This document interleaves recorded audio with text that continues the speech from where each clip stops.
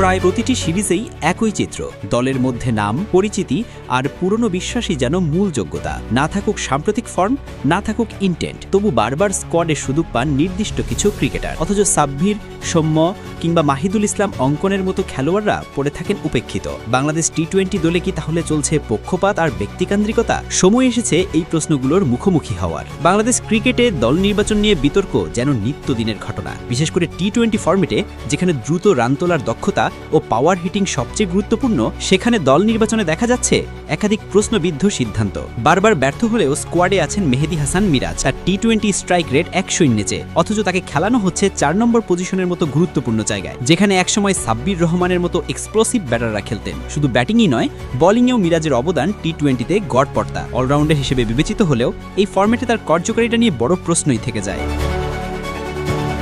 একই চিত্র দেখা যাচ্ছে নাঈম শেখের ক্ষেত্রেও। প্রায় 38 মাস পর স্কোয়াডে ফিরলেও 3টি ম্যাচের একটাতেও টি-20 উপযোগী ব্যাটিং করতে পারেননি তিনি। অথচ বিকল্প হিসেবে সৌম্য সরকার, সাইফ হাসান, এমনকি মাহিদুল ইসলাম অঙ্কনের মতো পাওয়ার হিটাররা ছিলেন স্কোয়াডের বাইরে। তবে এখানেই শেষ নয়, নুরুল হাসান সোহান নিয়মিত পারফর্ম করলেও তার মতো উইকেট কিপার ব্যাটারকে উপেক্ষা করা হচ্ছে। মিডল অর্ডারে স্ট্যাবিলিটি ও অভিজ্ঞতা দুটোই আছে সোহানের মধ্যে, তবু তিনি জায়গা পাচ্ছেন না ধারাবাহিকভাবে। আরেকটি বড় নাম সাব্বির রহমান। বিপিএল এ দুর্দান্ত ফর্মে থাকা এই ব্যাটারকে বাইরে রেখে মিরাজের মতো প্লেয়ারদের ব্যাট করানো হচ্ছে 4 নম্বরে। এটা শুধু পক্ষপাত নয়, দলের কৌশলগত ভুলকেও স্পষ্ট করে তোলে।